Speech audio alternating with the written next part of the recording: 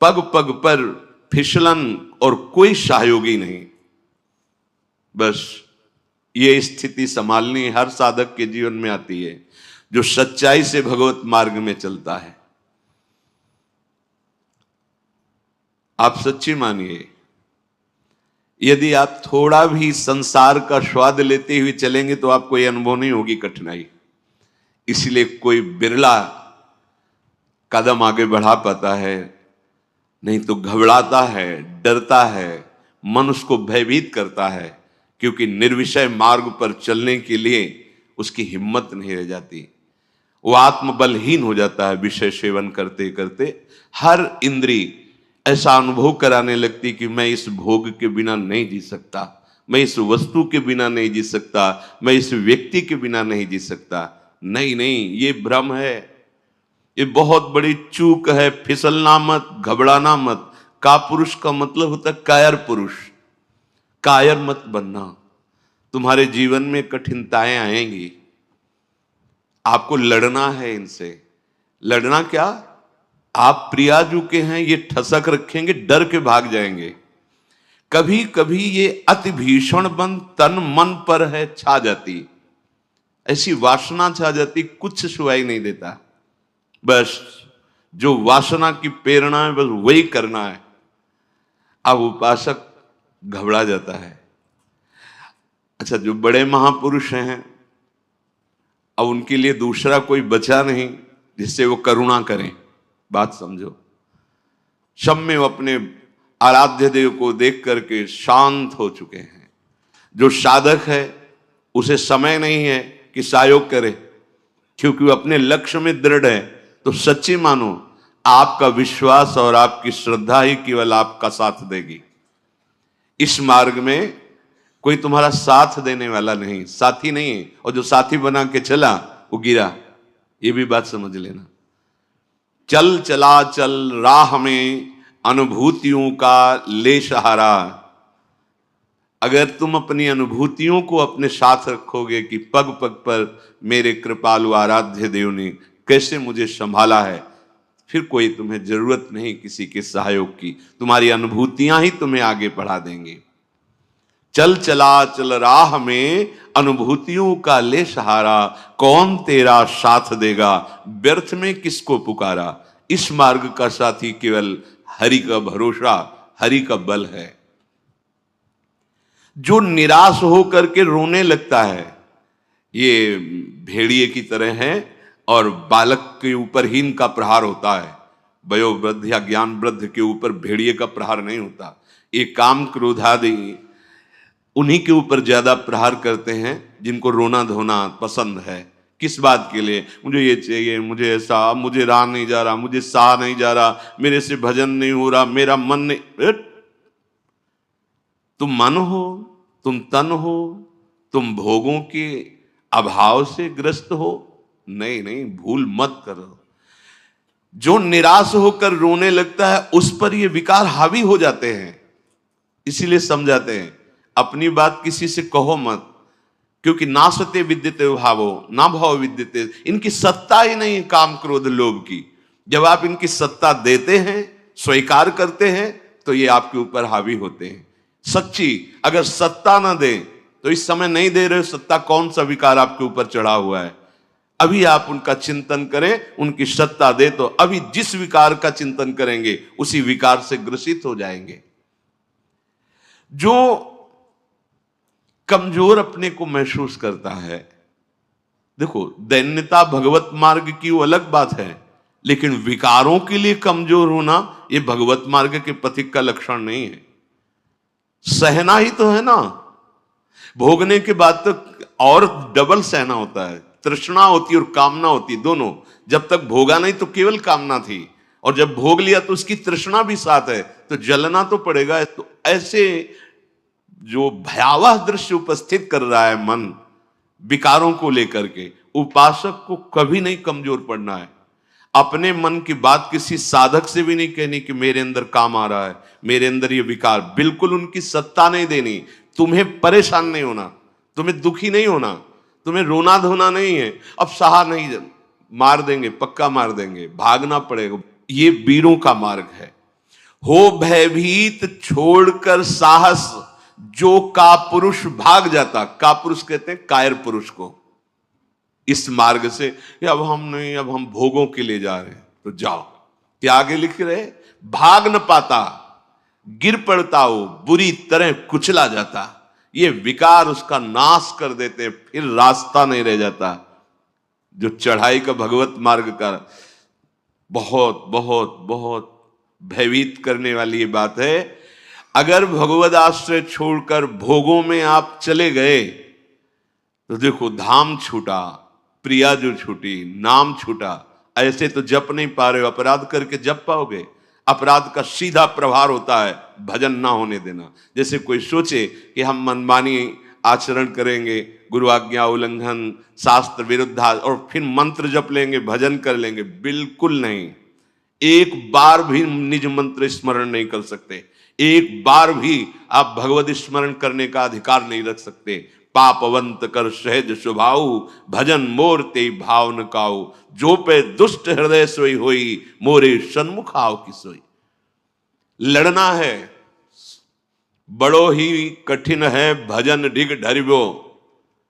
जैसे एक शूरवीर योद्धा सामने से वार सहकर कदम आगे बढ़ाता है, ऐसे तुम्हें वीर योद्धा की तरह चलना होगा। कायर पुरुष की तरह भाग कर जाओगे तो कुचले जाओगे, और अगर धैर्य पूर्वक रहोगे तो कह रहे हैं, पर जो कर विश्वास ईश्वरी बल पर, सम्मुख डट जाता। अब तुम मरना है, चाहे जितना कष्ट हो, मृत्यु से भयानक कोई कष्ट नहीं होता। अब मुझे श्री जी की प्राप्ति करनी है, जितना दुख चाहो प्रभु आप दे लो, आप दे लो, छूट है आपको, जितना दुख चाहो। इतना तुम्हारा सोचना होगा कि दुख भाग जाएंगे, कोई दुख छुएगा नहीं तुम्हें। उससे डर वे भाग छूटती नहीं, दुखी वो हो पाता जिसने निश्चय कर लिया कि अब सारे दुख मुझे भोगने हैं, पर हम प्रियाजू को, प्रियाजू के नाम को, प्रियाजू के धाम को, प्रियाजू के चरणारविंद की उपासना को कदापि नहीं छोड़ सकता। कुछ भी हो जाए, सब डर जाएंगे, काम क्रोध लोभ मोह मद मत्सर, पर हम कायर पुरुष जैसा आचरण कर बैठते हैं। गलती हो जाती है कि हम विषय सेवन में ही शांति का अनुभव करना चाहते हैं। हम चाहते हैं अगर हम ये विषय सेवन कर लें तो हृदय शांत हो जाएगा, जलन मिट जाएगी, कुचले जाओगे, परमार्थ से बहुत दूर कर दिए जाओगे, आपको पता ही नहीं चलेगा। माया का खेल ऐसा है, पता थोड़ी चलता है कि हम भ्रष्ट हो गए, पता थोड़ी चलता है कि हम इतने नीचे उतर गए। जब कोई महात्मा आपको दर्शन कराएगा कि आप कितने नीचे गिर गए, तब आपको पता चलेगा। गिरते समय पता नहीं चलता। माया का ऐसे ही भक्ति का खेल है, चढ़ते समय पता नहीं चलता कि कितनी ऊंचाई पर आप चढ़ते हैं। जब गुरु कृपा से कहीं ऐसे द्वंद्व उपस्थित होते हैं और उन द्वंद्वों पर आपका हृदय विचलित नहीं होता, तब पता चलता है कितनी कृपा भक्ति की है कि हमें इस ऊंचाई पर बैठा दिया कि मान अपमान, लाभ हानि, दुख सुख, ये हमारे ऊपर कोई प्रभाव नहीं डाल पा रहे। पर ये डट वही सकता है जिसने अपने जीवन का लक्ष्य निश्चय कर लिया है।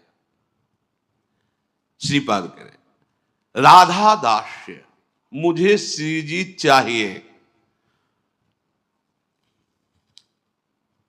जिसने मन में ये निश्चय कर लिया कि अब मुझे प्रियालाल चाहिए, तो उसकी चाह में इतनी सामर्थ होती है कि सबसे लड़ सकता है। जैसे धन की चाह आने पर चोरी करने के लिए भी उतारू हो जाता है, हिंसा करने के लिए भी उतारू हो जाता है, उसको कुछ भी डर नहीं लगता। एक धन का लोभ चढ़ता है तो प्राणों को सौंप दिया, भय को बिल्कुल रौंद दिया, और जैसा भाव बना वैसा कर बैठा। और आप प्रभु को चाहते हैं और आपको डर लगता है। आप परम धन श्री लाडली जी के गोरे चरणारविंद की प्राप्ति करना चाहते हैं, तो अब अपना अधिकार, अपना पन, अपना महत्व श्री लाडली जी के चरणों में सौंप दिए। मन प्राण तुम्ही को सौंप दिए, ममता अभिमान। ध्यान दीजिए, जब जैसे जी चाहे बरतो, अपनी वस्तु सर्वथा जान। हे प्रभु, हे प्रिया जी, ये प्राण, ये तन, ये मन आपको समर्पित है। अब जैसा जी चाहे वैसा आप करो। यही है सुदृढ़ योद्धा भगवत मार्ग का। अपना अस्तित्व, अपना महत्व, अपना जीवन जब तक जीवन धन के चरणों में समर्पित नहीं करोगे, तब तक जो स्वामी श्री हरिदास जी महाराज करें, ज्यों ज्यों राखत हो त्यों त्यों रहियत हो हरि। जैसे आप रख रहे हो मैं राजी हूं उसी में, जोई जोई प्यारो करे। ये सिद्धांत, ये रोना धोना नहीं। ये जैसे कभी कभी उपासक वहां प्रश्न कर देते हैं जाके, भजन में मन नहीं लगता, हमें लगता है हम इस मार्ग में चल नहीं पाएंगे। क्या आप चल रहे हो या गोद में बैठे हो? पहले निश्चय करो। यदि चल रहे हो तो इतनी टांगों में दम नहीं है कि ये चढ़ाई तुम चढ़ पाओगे। तो गोद में बैठे हो तो चलने का तुम्हें डर फिर क्यों है? श्री हरिवंश प्रताप नाम नौका निज खेवक, भवसागर सुख तरत निकट हरिवंश जो सेवक। पहली बात तो तुम चल नहीं रहे हो, तुम गोद में बैठे हो। ये जो सौंप दिए मन प्राण तुम्ही को, सौंप दिए ममता अभिमान, जब जैसे जी चाहो बरतो, अपनी वस्तु सर्वथा जान। ये चलने वाले पथिक का नहीं है, ये समर्पित पथिक का है। बैठ गया प्रभु के चरणों का आश्रय लेकर। दूसरी बात, कभी कभी मना स्थिति ऐसी होती है, वो टिकाऊ थोड़ी है। कबहू तो थोरो भजन, कबहू होत विशाल, मन को धीरज छुटे नहीं, गहन दूजी चाल। कभी कभी मन नहीं लगता है तो क्या, अरे वो स्थिति आई है, प्रमाद की स्थिति, तमोगुण के कारण कोई कुसंग बन गया, जिसके कारण ऐसी स्थिति आई है कि आपको डर पा रही है कि भजन नहीं होगा, हम पूरा जीवन निर्वाह नहीं कर। नहीं, ये तत्कालिक है, थोड़ी देर में कोहरा हटेगा और आप प्रसन्न मन से चल पड़ेंगे। हे प्रभु, ये जीवन मेरा आपके चरणों में समर्पित है। मत सकुचाओ मन की करते, सोचो नहीं दूसरी बात। मेरा कुछ भी रहा न अब तो, तुमको सब कुछ पूरा ज्ञात। मान अपमान दुख सुख से अब मेरा रहा न कुछ संबंध। तुम ही एक कैवल्य मोक्ष हो, तुम ही केवल मेरे बंधु। रहूं कहीं कैसे भी रहती बसी, तुम्हारे अंदर नित्य छूटे सभी अन्य आश्रय। अब मिटे सभी संबंध अनित्य, एक तुम्हारे श्री चरणों में हुआ विसर्जित सब संसार। रहे एक स्वामी बस तुम ही, करो सदा स्वच्छंद विहार। क्या परेशानी? हे नाथ, मेरा मन, मेरा तन, मेरा प्राण आपको समर्पित है। आप जैसा चाहो खेलो, मत सकुचाओ, अभी आपका है, आप जैसा चाहो। फिर आप शिकायत कैसे करें? फिर आपका प्रश्न कैसे बनता है? ये जब तक मेरे मेरे मेरे तब तक नहीं हटा पाओगे। और ये आपको दिया, अब इसमें काम रखो या आप रहो, इसमें प्रेम भरो या आप इसमें विकार भरो, आपको पूरी स्वतंत्रता है नाथ। उसी दिन से आप देखेंगे मन निर्मल होने लगा। क्योंकि जब तक अहंकार रहता है तभी तक ये सारे विकार आक्रमण करते हैं। अहम प्रभु के चरणों में समर्पित हुआ कि वो दिव्य निर्मलता, दैवी संपदा के भागवतिक सद्गुण अपने आप आने लगते हैं। जिस समय आपको मान अच्छा लगे, अपमान दुखित, तो समझ लो आपका अहम अभी समर्पित नहीं हुआ।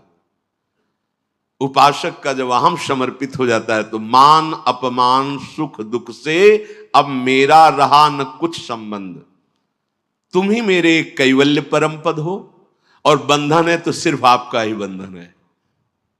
ये आप ही हमारे मोक्ष हो, आप ही हमारे बंधन हो, आप ही हमारे साधन हो, आप ही हमारे साध्य हो, आपसे ही सब कुछ है अब हमारा। अभी अभी निश्चिंत हो जाओगे, अभी निश्चिंत हो, आपको क्या परवाह। जब आपने अपने आप को प्रभु के चरणों में समर्पित कर दिया तो अब जिम्मेवारी प्रभु की है।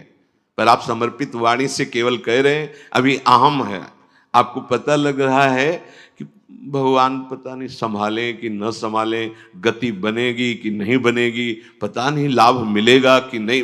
ये शरणागति का लक्षण नहीं है। छूटे सभी अन्य आश्रय, अब मिटे सभी संबंध अनित्य। ये जो अनित्य संबंध है, हम लोग समझते हैं कि बाहर से बाबा जी बन जाने पर छूट जाते हैं। भ्रम में मत रहना, ये किसी कपड़ा बदलने से छूटने वाले नहीं है, ये अंदर की बात है। जो जड़ चेतन का संबंध है, ये अंदर का संबंध है। बाहर का घर छोड़ दिया, बाहर के संसारिक कपड़े छोड़ दिए, बाहर का भाव दिखाते कि हम वैराग्य से हैं, लेकिन अंदर की बात देखो। संबंध अगर प्रभु के अलावा किसी और से है, वो क्यों न तन हो, वो क्यों न कोई विषय हो, क्यों न कोई सुख हो, चाहे लोक लोकांतर का कितना भी बड़ा सुख हो या सिद्धि हो, वो अभी राग रहित नहीं हुआ है। पूज्य श्री पंडित गया प्रसाद जी महाराज, बड़े पहुंचे हुए महापुरुष जो निरंतर भगवान की लीला में डूबे, वो कह रहे हैं चिंतन संबंध का बोध कराता है और संबंध ही चिंतन में स्थित रखता है। अब आप देखो आपका चिंतन क्या चल रहा है, महापुरुषों के वचन है। चिंतन आपका जहां है, आपका संबंध वही है। अगर प्रियालाल का चिंतन चल रहा है तो प्रियालाल से संबंध है। शरीर का चिंतन है, इंद्रियों का, भोगों का, वस्तु का, व्यक्ति का। ध्यान दीजिए, आपका संबंध जहां होगा वहीं चिंतन होगा, और जहां चिंतन होगा वहीं संबंध माना जाएगा। आप कहते हैं हमारे माई श्यामाजू का राज, कहां चिंतन है आपका? शीघ्रातिशीघ्र चिंतन को संभालिए। यदि कोई भी लौकिक कामना रही तो एक ना एक दिन गिरने पड़ेगो। पूज्य बाबा कह रहे हैं, अगर कोई भी लौकिक कामना आपके अंदर अभी, तो वो गिराएगी, आपको गिराएगी। इसलिए यासों कामनान को ढूंढ ढूंढ के निकार फेंके। देखो अपने चिंतन में कौन सी कामना बहुत जोर कर रही है, प्रभु के नाम बल से उस कामना को छोड़िए, उसमें सुख नहीं है। उपासक जब तक सत्यता से इनकी तरफ ना चले तब तक ये कामनाएं अपना अधिकार रखती हैं। जहां सत्यता से चलने का भाव आया तो ये स्वतः ही कामनाएं नष्ट होने लगती हैं। उद्देश्य में दृढ़ता, सत्यता, तो सतमार्ग आगे को खुल जाएगो। सब बानक बनतो चलो जाएगो, सहायक मिलते चले जाएंगे। कुछ प्रश्न करते हैं, क्या नरसिंह जी जैसा प्रेम कई जन्मों की साधना के बाद होता है? पूज्य बाबा से, नरसिंह जैसा प्रेम क्या एक जन्म में नहीं हो सकता है? बाबा ने कहा हां, हो सके है, यदि सच्चे सदगुरु की प्राप्ति हो जाए तो। क्योंकि सदगुरु कृपा दृष्टि सेवाकों प्राणनाथ के मिलवे की ताई रोएबो सिखाए दे। क्योंकि प्राणनाथ ही स्वयं श्री सदगुरु बन के मिलवे को जतन बताए हुए आए हैं। बहुत सुंदर बात, बहुत सुंदर। हम कहते हैं गुरुर ब्रह्मा गुरुर विष्णु गुरुर्देव महेश्वरा, गुरु साक्षात परब्रह्म, लेकिन देख नहीं पाते। अगर हम परब्रह्म भावना सदगुरुदेव में करें तो हमें साक्षात्कार किसका करना है? हम रात दिन चकोर की भांति अपने आराध्य देव को ही तो देख रहे हैं। पूज्य बाबा श्री प्राणनाथ स्वयं सदगुरु बनिके मिलबे को जतन बताए बे आए हैं, अपने मिलबे को जतन बताए बे आए हैं।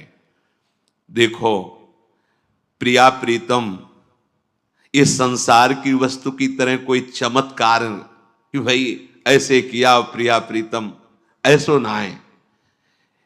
ये चमत्कारन में जो फंस गए, जो सिद्धिन में फंस गए, वो तो जान ही ना पावे प्रिया प्रीतम को। यह अलभ्य वस्तु है, ये गूंगे को स्वाद है। बस प्राणनाथ कब मिलेंगे, प्राणनाथ कैसे मिलेंगे, मैं संसार को कैसे भूलूं, ये हृदय में टीस जो कल कर चर्चा कर, ये गुरु कृपा से केवल होती है। एक पीड़ा हृदय में होनी चाहिए। साधन नहीं बताया, और यहां बताया कि अगर भगवत प्रेमी सदगुरुदेव भगवान की प्राप्ति हो जाए, उन पे दृढ़ विश्वास हो जाए, क्योंकि वो अपने मिलवे के ताए ही गुरु रूप धर के अपना रहस्य बताने आए हैं। एक सेकंड के ताए भी अपने आराध्य देव को ना भूले। एक सेकंड के ताए पाठ होए, नाम जप होए, चिंतन होए, या वार्ता होए, या कोई क्रिया होए, बाहरी क्रिया होए या अंदर की क्रिया होए, सर्वप्रथम ये देखना है कि ये सब इनके ताए हुए रहे हो या अपने ताए। ये बात है, अंदर की चेष्टा, बाहर की चेष्टा आराध्य देव की, गुरुदेव की आज्ञा के अनुसार हो रही या अपने मनमानी। यदि इनके ताई हो रही तो प्रेम, और अपने ताई हो रही तो कामना, वासना, इच्छा, लालसा। अपने ताई तो कामना, वासना, इच्छा, लालसा। अंतःकरण को एकदम खाली करना पड़े। अपनो स्वार्थ नेकहु न छुई जाए, तो श्री सदगुरुदेव की कृपा सिंह है और माया बकरी है। देखो पूज्य बाबा के सिंह और सिंह के बच्चा को देखते ही बकरी दुबक जाए है, ऐसे ही माया दुबक जाए। जो सदगुरु का कृपा पात्र है, आज्ञा पालन करता है, तो ये माया बकरी उसके सामने दुबक जाती है। ऐसा नहीं कि उसे फंसा सके। सदगुरु भगवान के दुलारे जीव को माया की ताकत देखिबे कि नाए। देखो, अरे वो ठाढ़ी ठाढ़ी सूख जाए, वाक्य ऊपर कबो अपनो प्रभाव न दिखाए पावे।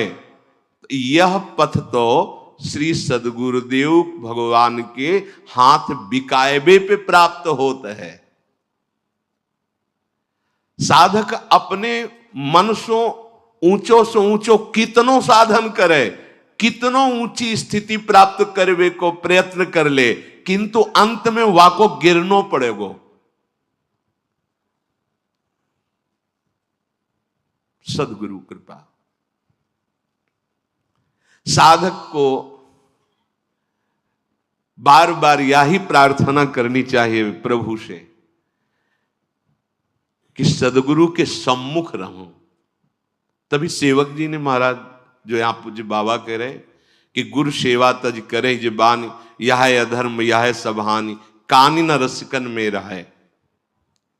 प्रभु से प्रार्थना करनी चाहिए कि हे प्रभु, कभी ऐसी परिस्थिति न हो कि मैं गुरु विमुख हो जाऊं, सदगुरु से विमुख हो जाऊं। देखो, किसी भी महापुरुष के हृदय की स्थिति को जानने के लिए उस कोटि का हृदय होना चाहिए। तो हम उनकी पहले बात माने, उसके अनुसार चले, तो हमें स्थिति का पता चल जाएगा। फिर हमें कोई संशय नहीं रहेगा, कोई भ्रम नहीं रहेगा। अभी हमारी मानसिकता बुद्धि में इतनी सामर्थ्य नहीं कि जो मन बुद्धि के अतर्क तत्वों में स्थित हैं उनको हम पहचान सकें। तो हमारी उपासना शुरू होती मानने से, वेदांत की उपासना शुरू होती है जानने से। वो जानकर मानते हैं, हम मानकर जान जाते हैं। पहले हम मान लेते हैं गुरु साक्षात परब्रह्म है। भी कोई ऐसा नहीं कि तुम्हारे मानने से क्या होगा? वो है वही प्रभु अपने आप को जनाने के लिए, सोई जाने जी देव जनाई, वो सदगुरुदेव भगवान के रूप में आए हैं।